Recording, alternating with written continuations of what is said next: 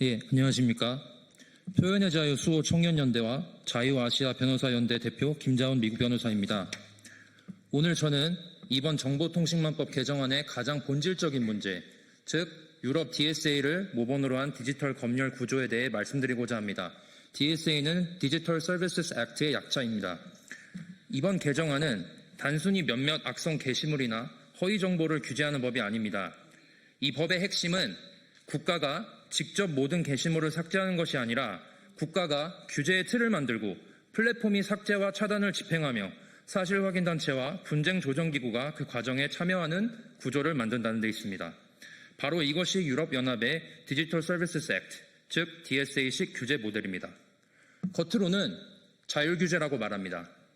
그러나 실제로는 플랫폼이 법적 위험을 피하기 위해 스스로 더 많이 지우고 더 빨리 차단하고 더 넓게 계정을 제한하게 되는 구조입니다. 국가는 우리가 삭제한 것이 아니다 라고 말할 수 있고 플랫폼은 법적 리스크 때문에 어쩔 수 없었다고 말할 수 있습니다. 사실확인단체는 전문적 판단이라고 말할 것입니다. 그러나 국민이 경험하는 결과는 하나입니다. 게시물은 삭제되고 계정은 제한되며 수익은 차단되고 정치적 반대 의견은 온라인 공론장에서 밀려납니다. 이 문제는 대한민국만의 문제가 아닙니다.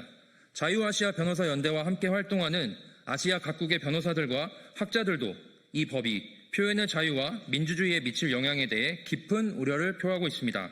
실제로 필리핀, 네팔, 인도네시아의 법률가와 시민사회 지도자들은 이미 대한민국 시민들과 청년들을 지지하는 연대 성명을 보내왔습니다.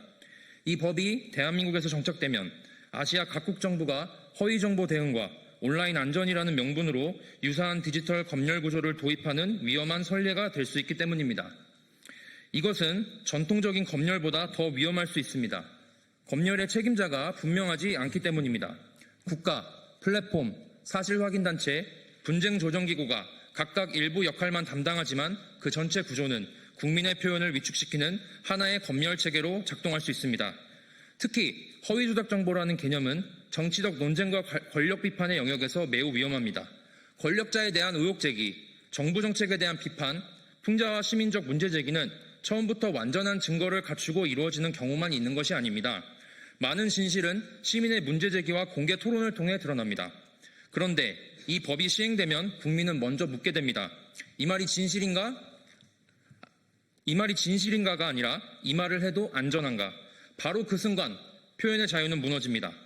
대한민국은 정부가 허락한 말만 하는 나라가 되어서는 안 됩니다. 국민은 권력을 비판할 자유가 있고 의혹을 제기할 자유가 있으며 반대할 자유가 있습니다. 이번 정보통신망법 개정안은 즉각 유예되고 재개정되어야 합니다. 우리는 대한민국의 온라인 공론장이 감시와 신고와 삭제의 장이 아니라 자유로운 토론의 장으로 남을 수 있도록 끝까지 싸우겠습니다. 감사합니다.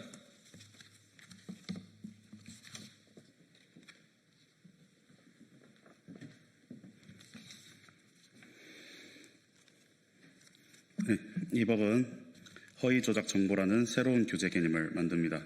중요한 것은 허위인지 아닌지 결정하는 것은 사실상 정부라는 것입니다. 곧 정무의 입맛대로 국민들의 입에 재갈을 물리는 법안입니다. 우리나라 헌법에서는 표현의 자유를 보장하고 있습니다. 우리나라가 자유민주공화국이 맞다면 법과 제도는 자유를 보장하는 장치가 되어야지 자유를 억제하는 억제기 역할을 해서는 안 됩니다.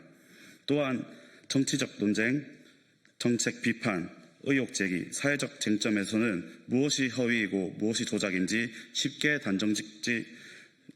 단정하기 어렵다는 점입니다. 특히 권력자에 대한 의혹 제기나 정부 정책 비판은 시간이 지나면서 사실관계가 밝혀지는 경우가 많습니다. 그런데 초기 단계부터 허위 조작 정보라는 낙인이 찍히면 시민들은 말하기 전에 스스로를 검열하게 됩니다. 국민들이 의심을 가진다면 국가가 증명해 보이면 됩니다. 국민들이 음모론을 가진다면 국가가 해소시켜주면 됩니다. 의심까지 못하게 만드는 이러한 악법으로 국민들의 표현의 자유를 정부가 세운 잣대로 판단하고 심판하게 된다면 다음은 국민들의 어떠한 자유를 빼앗아갈 것입니까? 감사합니다.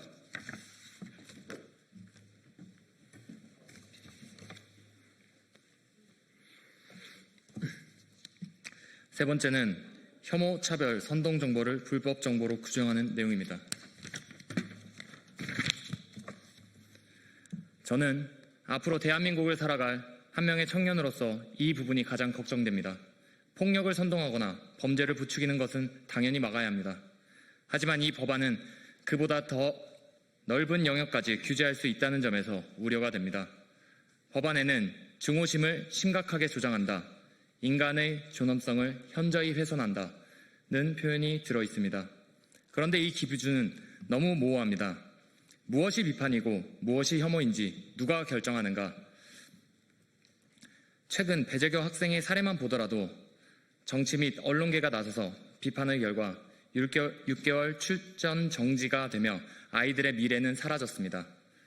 모 방송인과는 다르게 너무나도 이중적이고 모호한 기준의 사회적 질타였습니다. 종교에 대한 신념을 말하는 것도, 성과 가족에 대한 가치관을 이야기하는 것도, 교육정책을 비판하는 것도 누군가는 혐오라고 느낄 수 있습니다. 이렇게 기준이 불명확하면 가장 먼저 입을 닫게 되는 것은 바로 저희와 같은 청년들입니다. 사회에 첫 발을 내딛는 청년들은 원래도 눈치를 많이 봅니다. 취업도 걱정해야 하고 인간관계도 신경 써야 하고 SNS에 글 하나 올리는 것조차 조심스러운 시대를 살고 있습니다. 그런데 여기에 혹시 이 말도 문제가 되는 건 아닐까라는 두려움까지 더해진다면 청년들은 더 이상 자신의 생각을 말하기보다 침묵하는 것을 선택하게 될 것입니다.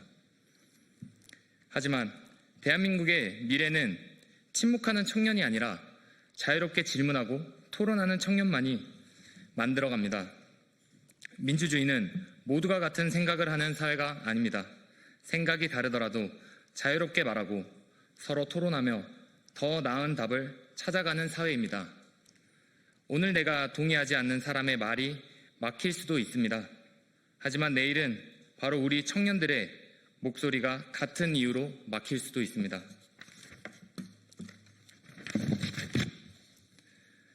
저는 청년들이 눈치를 보며 침묵하는 나라보다 서로 다른 생각도 자유롭게 말할 수 있는 대한민국에서 살아가고 싶습니다. 그래서 폭력은 분명히 막되 표현의 자유까지 위축시키는 모호한 기준만큼은 반드시 신중하게 다시 살펴봐야 한다고 생각합니다.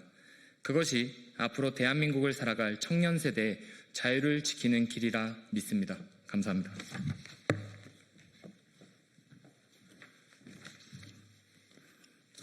네 번째는 최대 5배 가중 손해배상에 대한 내용입니다. 이 내용은 불법 정보 또는 허위 조작 정보 유통에 대해 인정 손해액의 최대 5배까지 가중 손해배상 책임을 지을 수 있게 합니다. 문제는 이 조항이 권력에 대한 비판과 공익적 의혹 제기까지 위축시킬 수 있다는 점입니다. 특히 청년들에게 이 문제는 결코 가볍지 않습니다. 우리는 학교에서 정의와 공정을 배웠고 이제 막 사회에 나와 그것을 실천하려 하고 있습니다. 그런 청년이 공공기관의 예산 낭비 의혹이나 행정 문제를 지적했다가 표현의 일부가 부정확했다는 이유로 거액의 소송에 직면한다면 어떻게 되겠습니까? 어떤 청년들이 그 위험을 감수하며 사회가 올바르게 돌아가는지 지켜보려 하겠습니까? 청년이 침묵하는 사회는 결코 발전할 수 없습니다. 그리고 이것은 비단 청년들만의 문제가 아닙니다.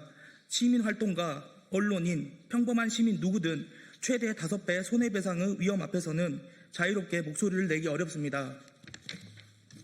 표현의 자유는 형사처벌로만 위축되는 것이 아닙니다. 감당하기 어려운 경제적 위험만으로도 시민들의 입은 충분히 닫힐 수 있습니다. 허위 정보는 반드시 규제되어야 합니다. 그러나 시민의 정당한 감시와 비판까지 함께 얼어붙게 해서는 안 됩니다. 감사합니다.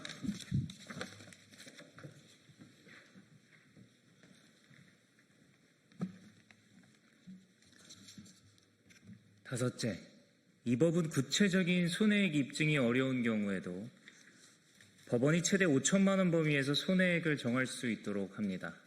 온라인 표현으로 인한 손해는 본래 그 발생과 범위를 입증하기 어려운 경우가 많습니다. 그런데 그 어려움을 이유로 법원이 상당한 금액을 정할 수 있게 하면 표현자는 예측하기 어려운 금전 책임을 부담하게 됩니다. 결국 시민들은 혹시 손해배상 당하면 어쩌나 라는 두려움 때문에 정치적인 의견 표명 자체를 피하게 될 수 있습니다. 이로 인해 표현의 자유가 심각하게 제한받을 수 있습니다. 특히 이 조항의 무게는 청년들에게 결코 가볍지 않습니다.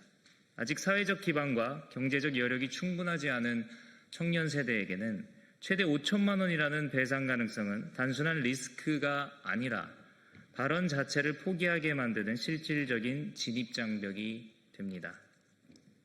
더욱이 기성 언론사나 정당에는 법무팀과 조직적인 대응 자원이 있지만 정치적 의견 하나 남기고 싶어 하는 평범한 청년에게는 그런 안전장치가 전혀 없습니다. 댓글 하나, 게시물 하나에도 법적인 다툼과 거액의 배상 가능성을 감당해야 한다면 결국 법률 자문을 구할 여력이 있는 사람만 자유롭게 말하고 평범한 청년은 침묵하는 불평등한 여론장이 만들어질 수밖에 없습니다. 청년 정치 참여는 소수 기성 정치인이 아니라 자기 생각을 공개적으로 밝히고 검증받으며 성장하는 무명의 개인들로부터 시작됩니다. 청년의 정치적 견해는 처음부터 완성된 논리가 아니라 말하고 반박당하고 다시 수정하는 과정을 거치면서 계속 성숙해집니다.